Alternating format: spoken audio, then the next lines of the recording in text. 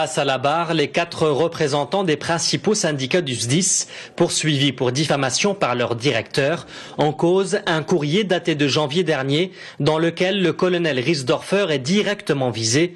L'intersyndicale le rend responsable de nombreux dysfonctionnements et d'erreurs de commandement, comme lors de l'incendie de 2010 qui avait ravagé 4000 hectares de garrigues.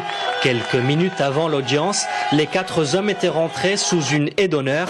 Plus de 200 pompiers s'étaient encore une fois mobilisés pour la nouvelle bataille d'une guerre qui dure maintenant depuis 3 mois. Aujourd'hui, le conflit s'est déplacé sur le terrain du juridique. C'est extrêmement rare que des syndicalistes soient poursuivis en justice dans le cadre d'un conflit social. Je crois qu'en général, on fait preuve de mesure. Là, effectivement, sous couvert du SDIS, monsieur Riesdorfer poursuit sa colère et sa guerre.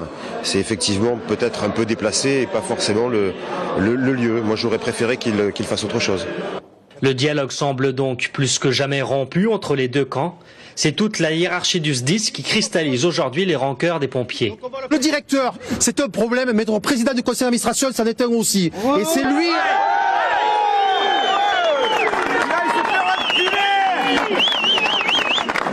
Le procès a été renvoyé au 22 mai prochain.